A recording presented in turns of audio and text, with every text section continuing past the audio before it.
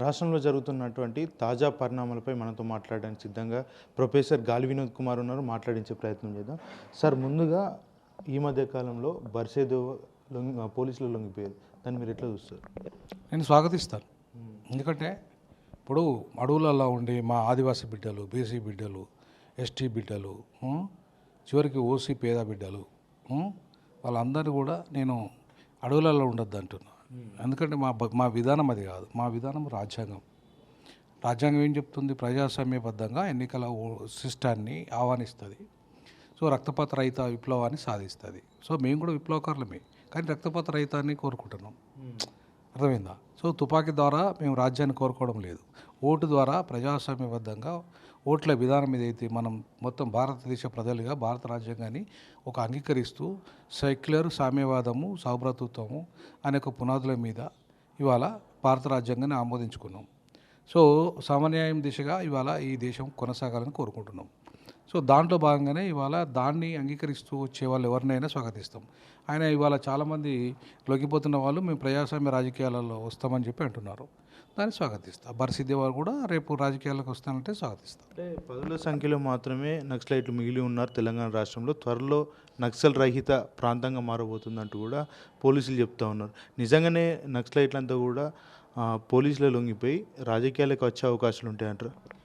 అంటే దేశంలో ఆర్థిక, రాజకీయ, సామాజిక, సాంస్కృతిక అసమానతలంత కాలము వ్యతిరేకత అనేది ఉంటుంది.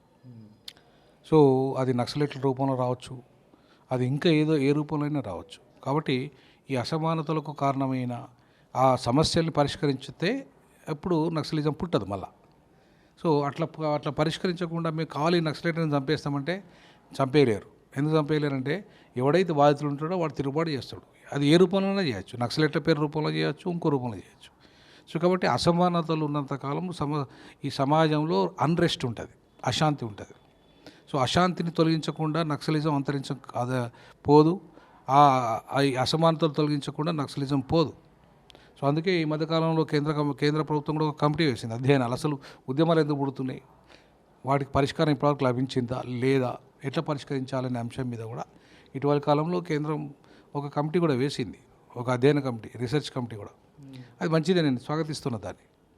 ఎందుకంటే ఇప్పుడు దేశంలో తుపాకీ గొట్టాలు పెట్టుకొని ఒకరినొకరు చంపుకోవడం అనేది దాంతో పరిష్కారం లభించదు. చర్చల ద్వారా పరిష్కరించుకోవాలి ఏ సమస్య ఉన్నా. ఈవెన్ దళితుల మధ్య ఉన్నా, బీసీల మధ్య ఉన్నా, ఓసీల మధ్య ఉన్నా భారతదేశ ప్రజలం అంతా ప్రజలం. సో భారతదేశాన్ని సార్వభౌమాధికారాన్ని పరిరక్షించుకునే క్రమంలో భాగంగా మనకున్న అంతర్గత సమస్యలు ఉంటే ఇక్కడ పరిష్కరించుకోవాలి. అంతేగాని విదేశాలకు ఉపయోగపడే విధంగానో, లేకపోతే ఇంకో దేశంలో మన మీద సార్వభౌమాధికారాన్ని దెబ్బతీసే విధంగానో అటు టెర్రరిస్టులు కానీ ఇటు మావోయిస్టులు కానీ పనిచేయడం కరెక్ట్ కాదు. సరే, ఈ దేశ సమస్యలు, పౌరుల సమస్యల విషయంలో మావోయిస్టులు మాట్లాడడం కానీ, లేదంటే ఆ సమస్యలు పరిష్కరిస్తేదాన్ని కానీ, లేదా భూమి పంపకాన్ని కానీ, లేకపోతే ఇంకా పేద ప్రజల మీద కులాధిపత్యాన్ని కానీ, ఇవాళ చాలా విషయాలలో వాళ్ళు పోరాటం చేయలేదు అనట్లేదు నేను. కానీ ఇవాళ మొత్తం ప్రభుత్వం ఒక పథక రూపంలో ఏంది, వాళ్ళను కగారు పేరుతోని, ఆపరేషన్ కగారు పేరుతోని, అంటే మొత్తమే వాళ్ళని చంపేస్తా అనడం కరెక్ట్ కాదు. ఆ సమస్యకు మూలాలని చంపేయండి, అంతేగాని మనుషులను చంపేస్తే కాదు. వాళ్ళని అరెస్ట్ చేయండి, మీరు వాళ్ళని సరెండర్ చేయండి, అంతేగాని మనుషులను చంపే అధికారం మీకు ఎక్కడిది? కాబట్టి చంపడం అనేది పరిష్కారం కాదు. అది నక్సలైట్లైనా కాదు, ప్రభుత్వమైనా ఎవరైనా చంపొద్దు అనేది మాకున్న అభిప్రాయం. బాబాసాహెబ్ అంబేద్కర్ ఆలోచన విధానంలో మేము ఆర్పీఐ పార్టీ రాష్ట్ర అధ్యక్షునిగా మా విధానం అది. సో కాబట్టి ఖచ్చితంగా చంపడం సమస్యకు పరిష్కారం కానే కాదు. ప్రపంచంలో అట్లంటే మానవాళే మిగలదు. భార్యాభర్తల మధ్య కూడా అనేక సమస్యలు ఉంటాయి. ఇద్దరు చంపుకుంటే ఇద్దరు పోతుంది, పిల్లల సంగతి ఏం కావాలి? అట్లాగే దేశంలో ఇలా పోలీసులు నక్సలైట్లు చంపుకుంటే దేశంలో భద్రత ఎక్కడ పోవాలి, శాంతి ఎక్కడ పోవాలి? నక్సలైట్ల ఏరువేతకు లక్ష్యం పెట్టుకున్నటువంటి ప్రభుత్వం దేశ అభివృద్ధి గురించి ఎందుకు పెట్టట్లేదు అనుకోవచ్చు. 100% నేను అదే అంటున్నా. ఇప్పుడు ప్రభుత్వం ఒకవైపు దేశాభివృద్ధిని కాంక్షిస్తేనే అదే అసమానతలు పోవాలి. ఇప్పుడు ఆర్థిక అసమానతలు చాలా ఉన్నాయి, రోజు పెరుగుతున్నాయి. ఇంకా సామాజిక అసమానతలు ఉన్నాయి, కులము, అంటరానితనం అవన్నీ ఉన్నాయి. అలాగే సాంస్కృతికంగా కూడా ఇప్పుడు దేవుళ్ళు, ఆ దేవుడిని నా దేవుడు గొప్పడు, నీ దేవుడు గొప్పడు, లేకపోతే నా మతం గొప్పది, నీ మతం గొప్పది, నా భాష గొప్పది, నీ భాష గొప్పది, ఇట్లా ఈ రాష్ట్ర సంస్కృతి ఆధిపత్యం కూడా ఉంది దేశంలో. సో ఈ రకమైన ఆధిపత్యాలు పోయి అందరం సమానమే మానవులుగా. నన్ను కొత్త ఒకటి రక్తం, నిన్ను కొత్త ఒకటి రక్తం, అదే మతమని కానీ ఏ కులమన్న కానీ. సో కాబట్టి మనం ఈ దేశ పౌరులుగా, ఈ దేశవాసులుగా, ఈ దేశంలో పుట్టిన పౌరులుగా, మనం ఒక మాట చెప్పాలంటే ఆది హిందువులుగా కూడా అందరం ఒకప్పుడు ఆది హిందువులమే ఈ దేశంలో. సో హిందువులుగా ఈ దేశంలో మనం సమానంగా ఉన్నప్పుడు కులం అనే దాన్ని మనం క్రియేట్ చేసుకున్నాం, మతం అనేది మనం క్రియేట్ చేసుకున్నాం.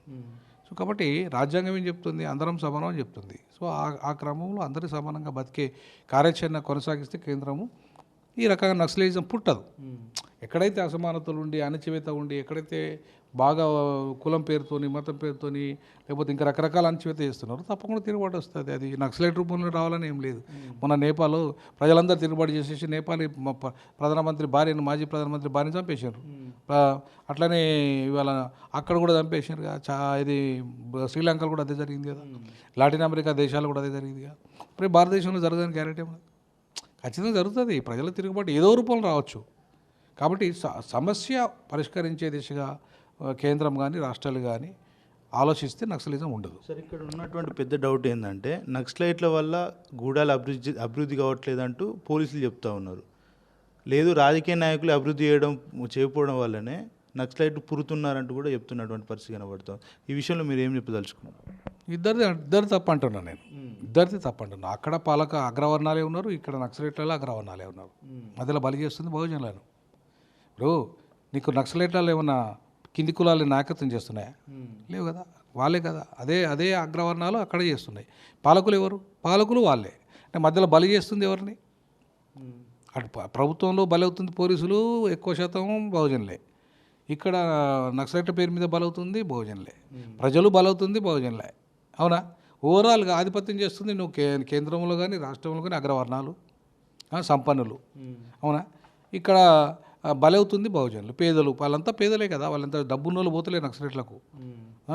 వాళ్ళు అగ్రవర్ణాలు పోయినా కూడా వాళ్ళని ఆధిపత్యం చేస్తున్నారు తప్ప వాళ్ళు ఏదో కామన్ కార్యకర్తగా ఉండలేరు. సో కాబట్టి నేనేమంటానంటే ఈ ఇద్దరు బాధ్యులే. అటు కేంద్ర ప్రభుత్వము బాధ్యులే, ఇటు రాష్ట్రాలు బాధ్యులే. ఈ ప్రభుత్వాల బాధ్యులతో పాటు ప్రధానంగా అగ్రవర్ణాల బాధ్యులు అందులో.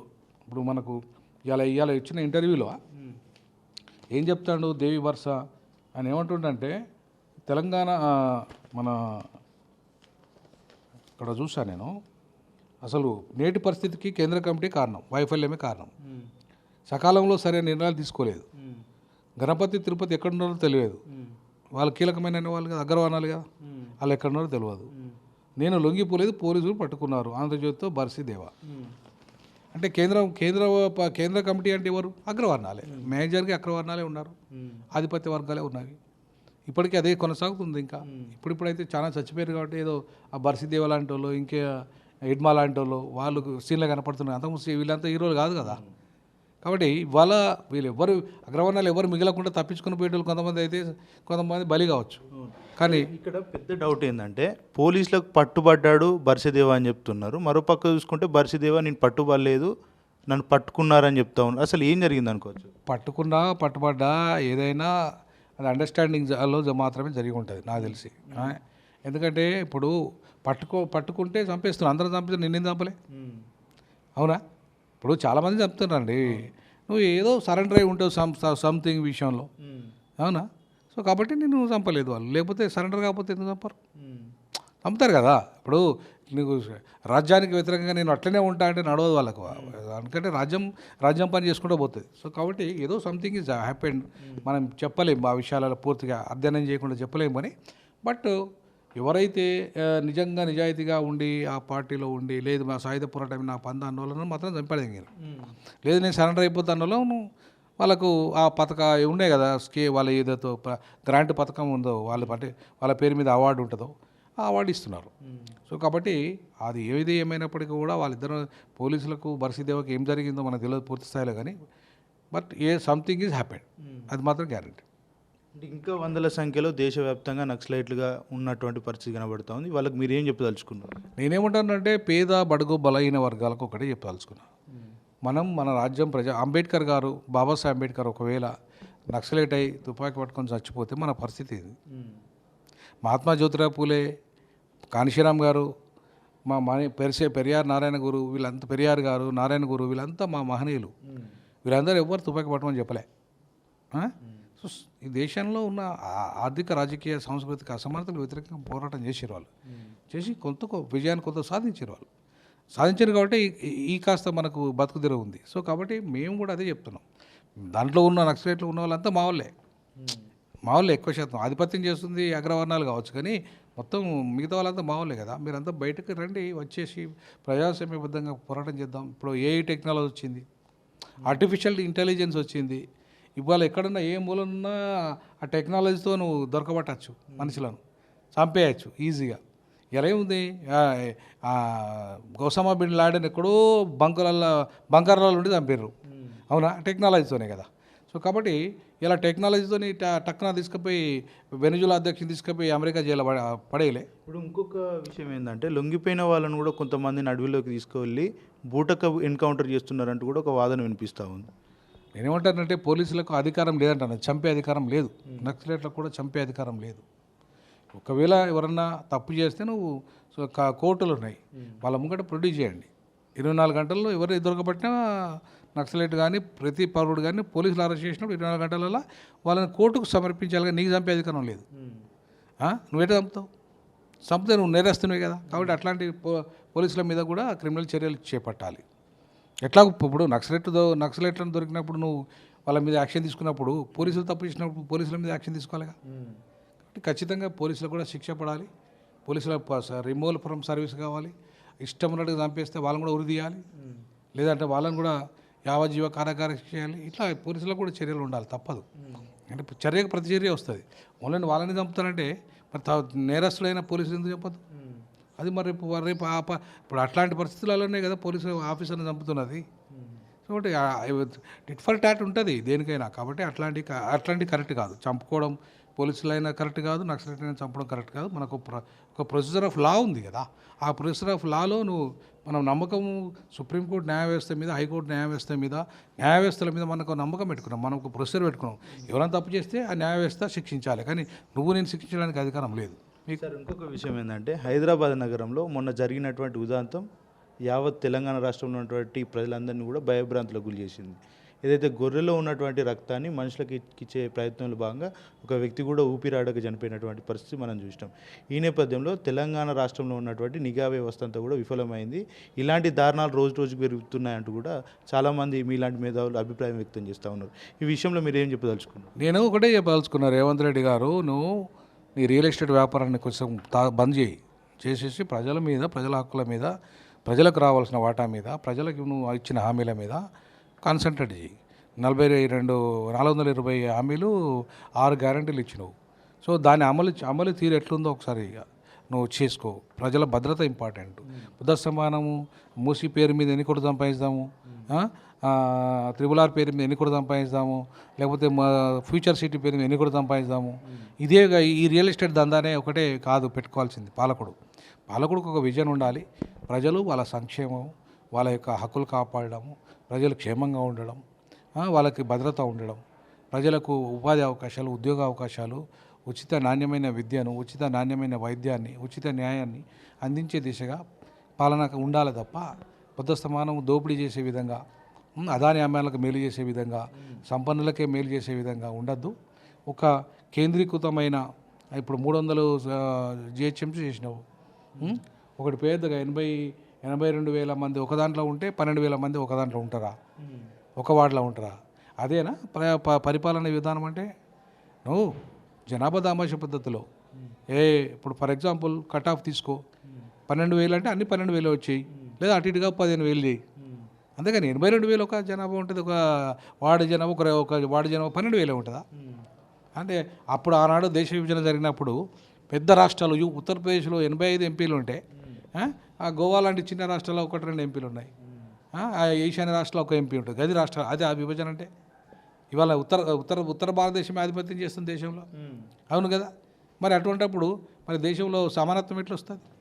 అంటే ఉత్తర భారతదేశమే డెవలప్ చేయాలి, వాళ్ళే ముఖ్యమంత్రి కావాలి, వాళ్ళే ప్రధానమంత్రులు కావాలి, వాళ్ళే రాష్ట్రపతులు కావాలి, వాళ్ళే అన్నీ కావాలా? మరి దేశం అంటే మిగతా దేశంలో దక్షిణ భారతదేశ ప్రజలు ఏం కావాలి, ఈశాన్య భారతదేశ ప్రజలు ఏం కావాలి, మధ్య భారతదేశ ప్రజలు ఏం కావాలి? సో కాబట్టి ఎప్పుడైనా విభజన అనేది శాస్త్రీయంగా జరగాలి. 300 వాళ్ళు విభజన చేద్దాం తప్పట్లేదు నేను, కానీ శాస్త్రీయమైన విభజన జరగలేదు. దాని మీద దృష్టి పట్టు. ఫ్యూచర్ సిటీ అన్నావు, ఫ్యూచర్ సిటీ పేరు మీద నువ్వు రియల్ ఎస్టేట్ దందా కోసమే చేస్తావా, లేకపోతే ఆ ఫ్యూచర్ సిటీ వల్ల రేపు ప్రజలకు మేలు జరగతా? దానివల్ల రెవెన్యూ రావడం కానీ, దానివల్ల డెవలప్మెంట్ కానీ. ఇప్పుడు ఉన్నటువంటి సిటీలోనే చాలా వరకు సమస్యలు ఉన్నాయి. ప్రజలంతా కూడా వర్షాకాలం వస్తే చాలా రకాల ఇబ్బందులు పడుతూ ఉన్నారు. ఫ్యూచర్ సిటీ నిర్మించేటువంటి పరిస్థితులు ఉంటాయి 3 ఏళ్ల కాలంలో, ఎందుకంటే 3 ఏళ్ల సమయం ఉంది వాళ్ళకి. నిర్మాణం జరగదు. 3 ఏళ్లలో సిటీ మొత్తం నిర్మాణం జరగదు. ఇప్పుడు 10 ఏళ్ళు అయినా కూడా అక్కడ అమరావతి నిర్మాణం జరగలే. అవునా కదా? ఎట్లా జరుగుతుంది 3 ఏళ్ళ నిర్మాణం? కాబట్టి రాజకీయాలు ఉంటాయి, తర్వాత మీ దందాలు ఉంటాయి, అక్కడ మీ టెండర్లు ఉంటాయి, మీ వ్యవహారాలు ఉంటాయి. అవన్నీ కావాలంటే అంత ఈజీ కాదు. సో కాబట్టి ఫ్యూచర్ సిటీని చేయడం, డెవలప్ చేయడం తప్పేం కాదు. బట్ ఫ్యూచర్ సిటీని ఒక్కదాన్ని చెప్తావా? నువ్వు వరంగల్ ఎందుకు డెవలప్ చేయవు, నువ్వు కరీంనగర్ ఎందుకు డెవలప్ చేయవు, నిజామాబాద్ ఎందుకు చేయవు? ఒక్క ఫ్యూచర్ సిటీని ఎందుకు డెవలప్ చేస్తావు? హైదరాబాద్ మొత్తాన్ని డెవలప్ ఎందుకు ఇక్కడే ఎందుకు కేంద్రీకృతం చేస్తున్నావు? మరి మిగతా నగరాలు ఏం కావాలి? ఇలా అమెరికా 150 రాష్ట్రాలు, అమెరికా మొత్తం 50 రాష్ట్రాలు డెవలప్ చేస్తుంది కాబట్టి అమెరికా ఆధిపత్యం చేసేయగలుగుతుంది. ఇప్పుడు 80 కోట్ల జనాభా కూడా జనాభా లేదు అమెరికా. 25 కోట్ల జనాభా కూడా అమెరికా. మరి ఇవాళ మొత్తం 50 చిన్న రాష్ట్రాలు చేసుకొని అన్ని నగరాలను డెవలప్ చేసుకున్నది. మరి మన 140 కోట్ల జనాభా 150 కోట్ల దగ్గర పడుతున్నాయి ఇప్పుడు. మరి అంత జనాభా కలిగిన మనకని రాష్ట్రాలు ఉండాలి, ఎన్ని నగరాలు ఉండాలి, ఎంత డెవలప్మెంట్ జరగాలి. నువ్వు మొత్తం ఒక హైదరాబాద్ని కేంద్రీకృతం చేసుకొని ఇక్కడ మాత్రం డెవలప్ చేస్తా అంటే మరి మిగతా జిల్లాలు ఎందుకున్నట్టు?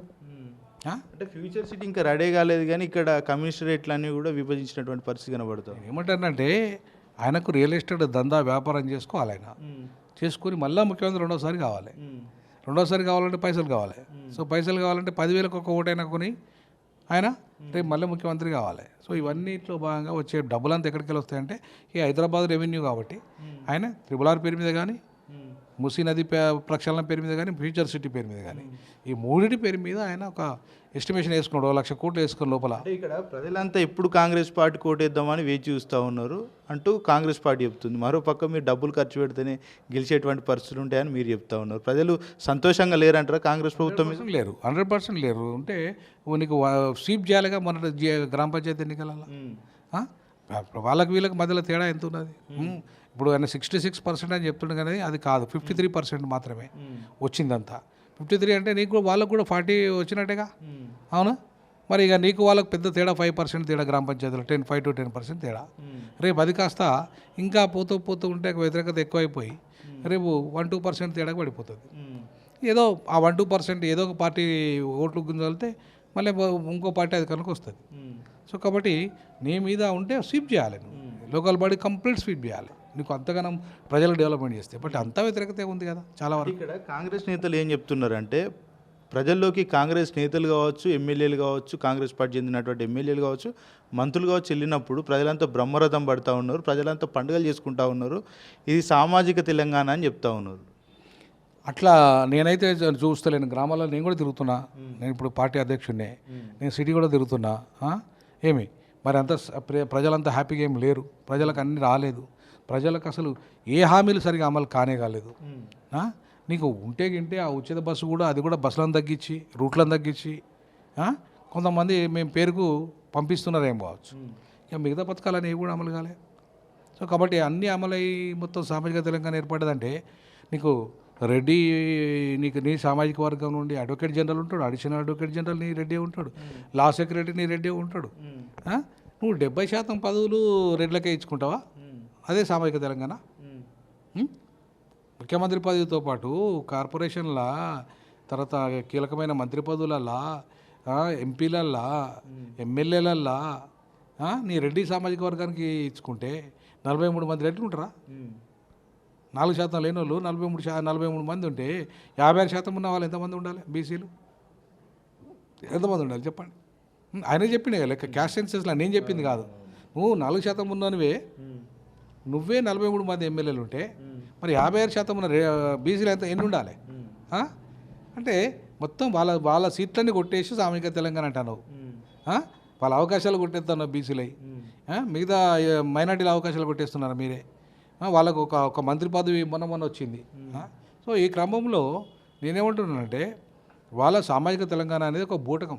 అది కాంగ్రెస్ మాట్లాడినా, అది బీజేపీ మాట్లాడినా, అది బీఆర్ఎస్ మాట్లాడినా, వాళ్ళు ఇవాళ వాటా ఇవ్వరు, అగ్రవర్ణాలకు పెద్దపీట వేసుకుంటారు, ఇవాళ దోపిడీ కులాలకు సంపన్నులకు పెద్దపీట ఇస్తారు. సార్ ఇక్కడ ఇంకొక విషయం ఏంటంటే పార్టీ పరంగా 42% రిజర్వేషన్ స్థానిక సంస్థల ఎలక్షన్లు ఇస్తామని చెప్పారు.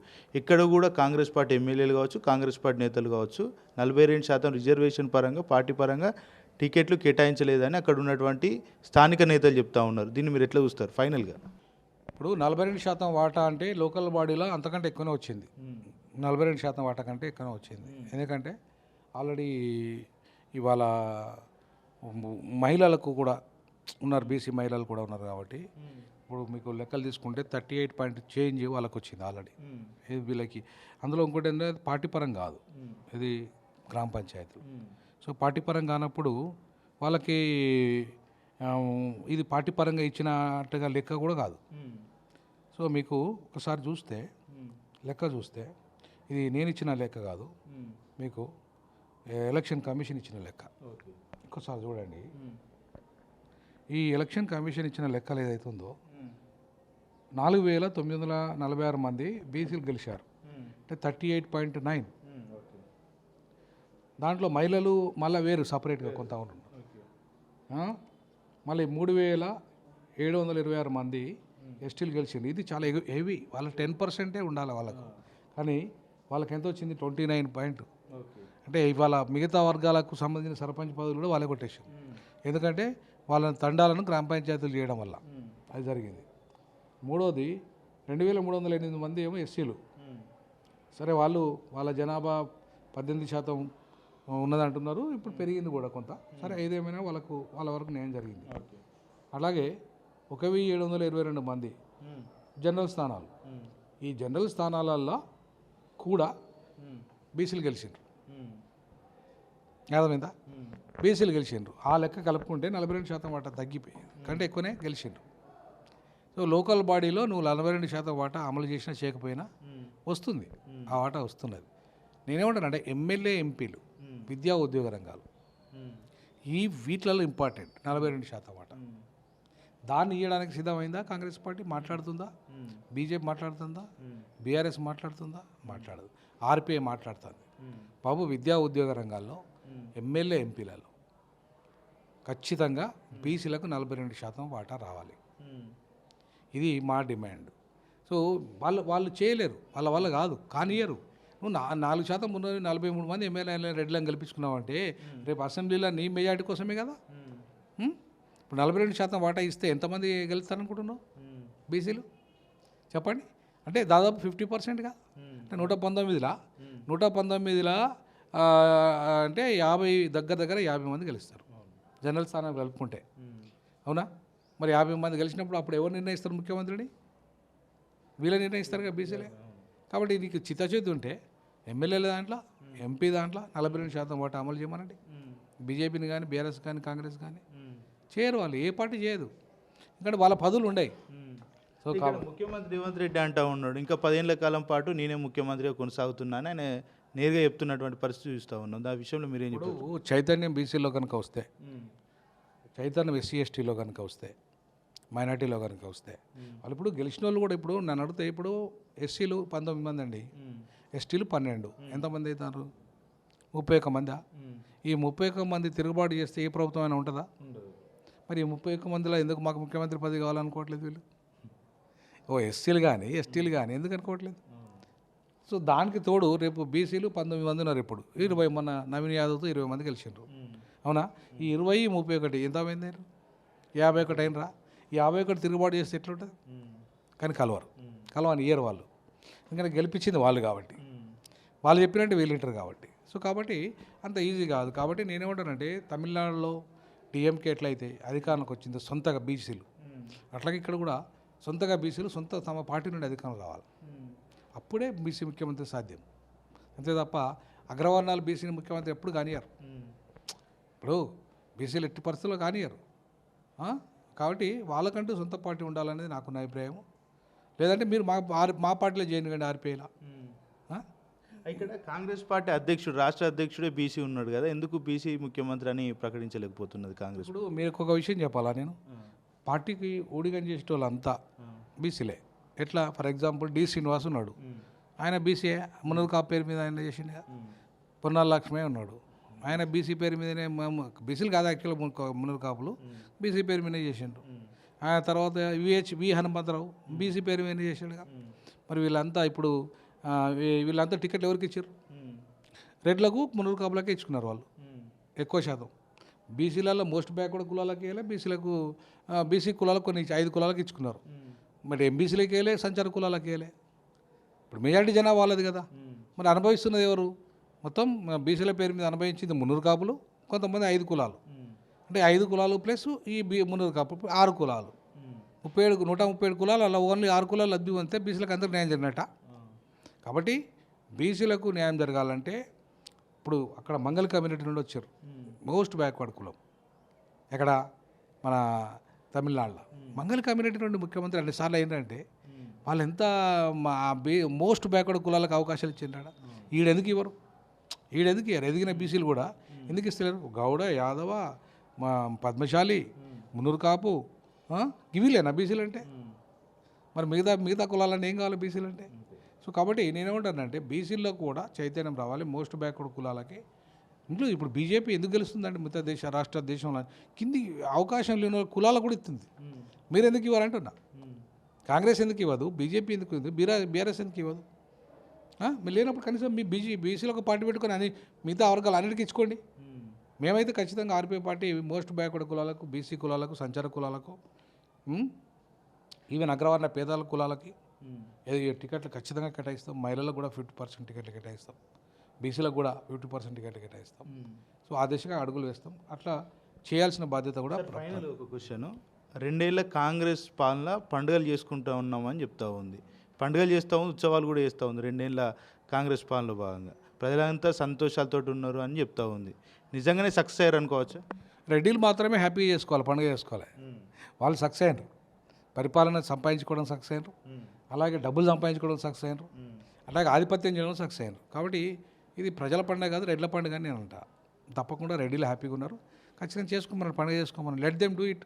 ఇక తర్వాత మళ్ళీ రెడ్డి ముఖ్యమంత్రి కానీయం, ఎట్టి పరిస్థితులు కానీయం. చివరి ముఖ్యమంత్రి రెడ్డి ముఖ్యమంత్రి రేవంత్ రెడ్డి. ఇది ఛాలెంజ్. ఇది గ్యారంటీగా రేపు ఆర్పీఐ పార్టీ ఖచ్చితంగా బహుజన తెలంగాణ కోసం కృషి చేస్తుంది, సామాజిక తెలంగాణ కోసం కృషి చేస్తుంది. రానున్న రోజుల్లో బహుజన రాజ్యమే వస్తుంది తెలంగాణ.